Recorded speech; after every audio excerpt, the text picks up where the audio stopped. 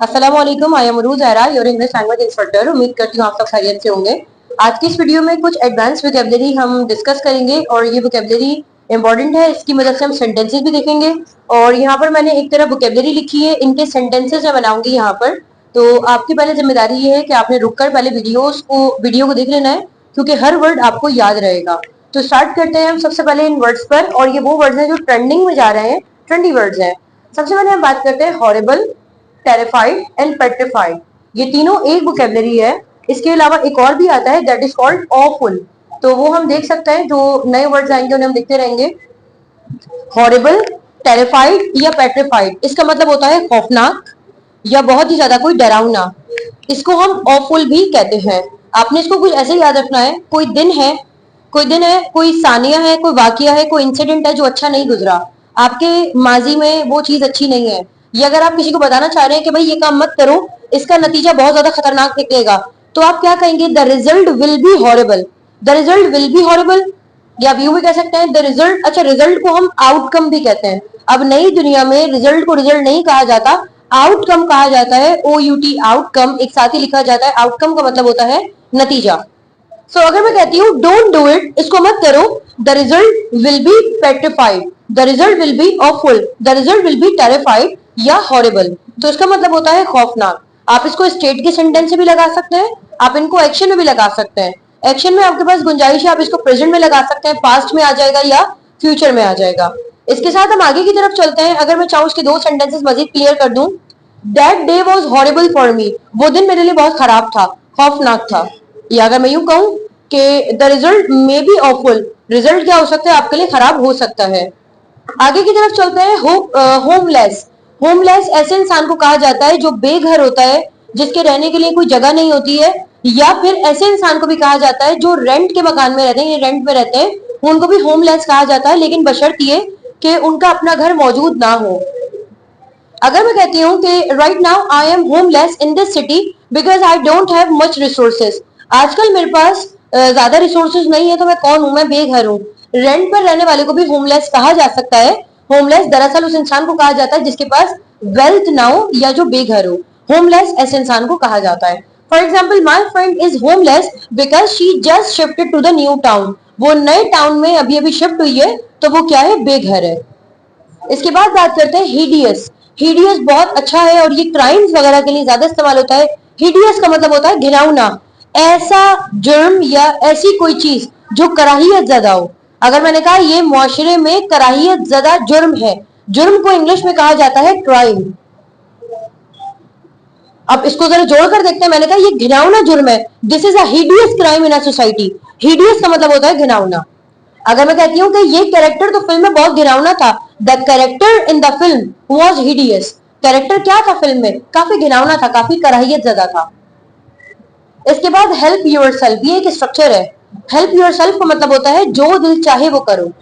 अगर मैं कहती हूँ जो दिल चाहे, तो अगर मैंने कहा भाई जो दिल चाहे वो कर लो, हेल्प योरसेल्फ, इसके बाद आपने टू लगाना है और वर्ब लगा देना, वर्ब की first form. Help yourself to do the decision, जो दिल में आए वो फैसला करो। Help yourself to go anywhere, जहां दिल चाहे वहां जाओ। Help yourself to select the thing, जो दिल चाहे वो सेलेक्ट कर लो। हेल्प योरसेल्फ टू से, जो दिल चाहे वो कहो। तो हेल्प योरसेल्फ का मतलब होता है हमारे पास जो दिल चाहे। इसके बाद है इशूलेस।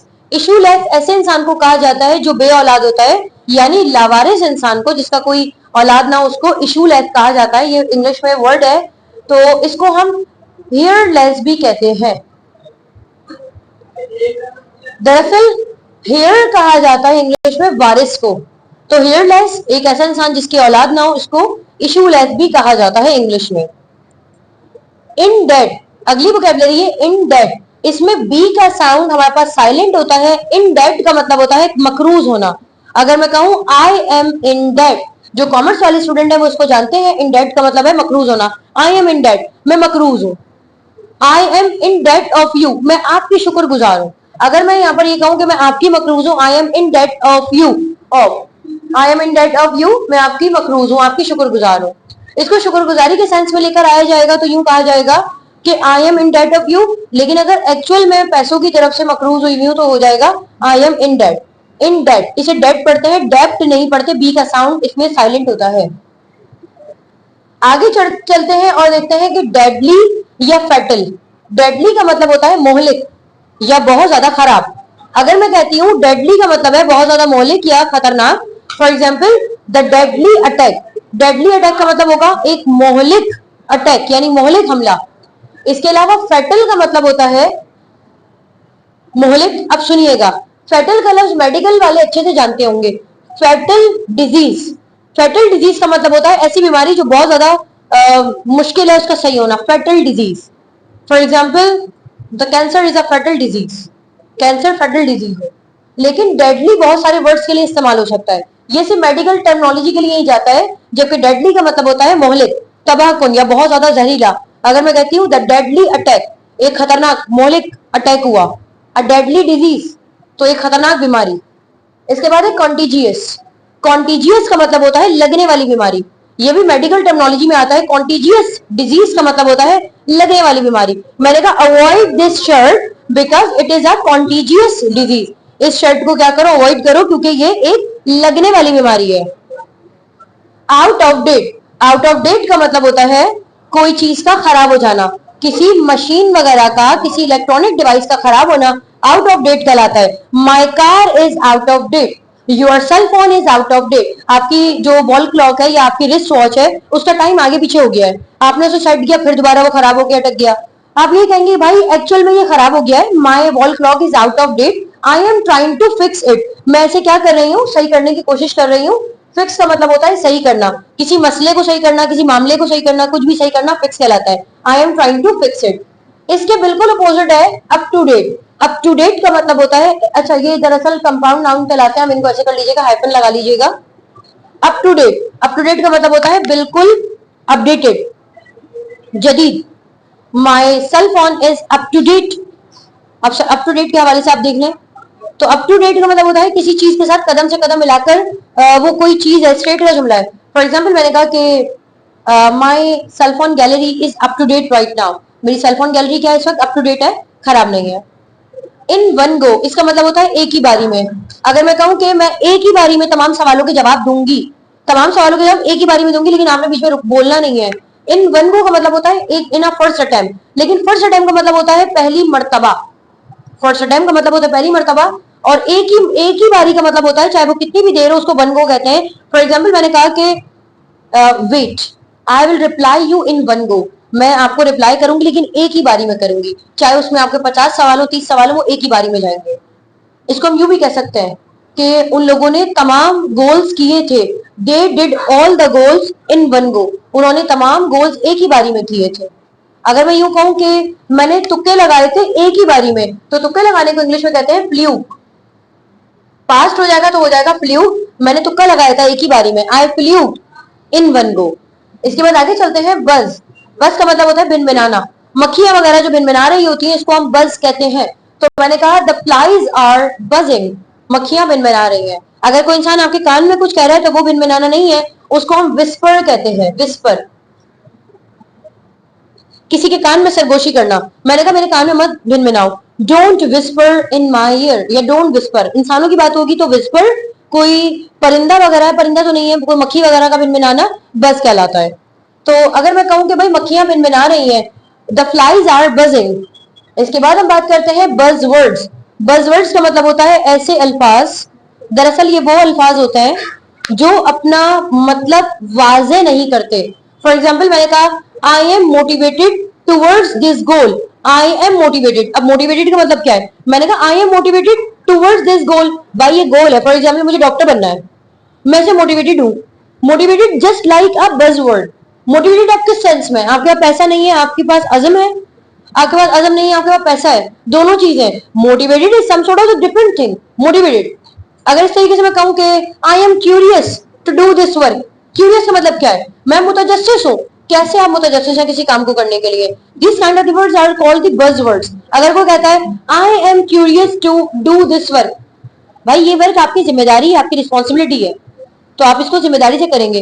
क्यूरियस का मतलब ठीक है आप अपना इंटरेस्ट बता रहे हैं, तो this kind of words are called buzzword, जो अपना मतलब क्लियर नहीं देते या हर सिचुएशन पर टैकल हो सकता है। आप अक्सर अपनी सीवी में लिखते हैं I am motivated to find the new job, और यही मैं एक कहती हूँ, कोई इंसान मुझसे कहता है are you happy with your job, मैंने कहा I am motivated with my job. वहां मैंने सीवी में लिखा I am motivated to find a new job, और यहाँ पर मैं कह रही हूँ I am motivated to do my work. तो ये वर्ड वहां पर भी चला गया नई अपॉर्चुनिटी तलाश करने में, और यहाँ पर भी आ गया। तो these kind of the words are called the buzzwords. इनकी एक लिस्ट होती है, मैं शेयर करूंगी। इसके बाद आगे की तरफ चलते हैं, ल्यूक्रिएटिव या अट्रैक्टिव। अट्रैक्टिव का मतलब होता है बहुत ज्यादा दिलचस्प। अगर मैंने कहा this is attractive question, interesting को अट्रैक्टिव भी कहा जाता है, इसको आप अट्रैक्टिव कह दें। और ल्यूक्रिएटिव का मतलब होता है ये सैलरी वगैरह के साथ आता है। मसलन मिसाल के तौर पर मैंने कहा हर कोई माशरे में अच्छी नौकरी करना चाहता है। अच्छी नौकरी सिर्फ वही होती है जो आपको अच्छा पैसा दे। इन्वायरमेंट अच्छी नौकरी के सेंस में नहीं आता है। Everyone is fine to get the liquidative salary. तो लिक्विडेटिव सैलरी एक अच्छी खासी सोची समझी जो आपकी जहन में आती है, 6 डिजिट्स की सैलरी या 5 डिजिट्स की सैलरी, वो लिक्विडेटिव में आती है। तो लिक्विडेटिव का मतलब है पैसों वगैरह के लिए। फॉर एग्जाम्पल मैंने कहा I am finding to get the liquidative opportunity, तो वो अपॉर्चुनिटी का जो ताल्लुक होगा ना वो कहीं ना कहीं पैसे से होगा, चाहे वो पढ़ाने के सेंस में हो, चाहे वो काम करने के सेंस में हो। जबकि अट्रैक्टिव आपका मुख्तलिफ सेंस में आ सकता है। और उसके बाद आखिरी वर्ड है पेएबल। एबल का मतलब होता है जब भी किसी वर्ड के साथ पे के साथ एबल लग जाए, इसका मतलब है काबिले अदा। अगर मेरे पास घर में बिल आ गया, मेरे घर पास घर में बिल आ गया है और मुझे वो अभी पे करना है, तो अम्मी ने वो बिल उठा के कहीं साइड रख दिया कि शायद ये पे हो गया है, जिसे हम कहते हैं ना ड्यू।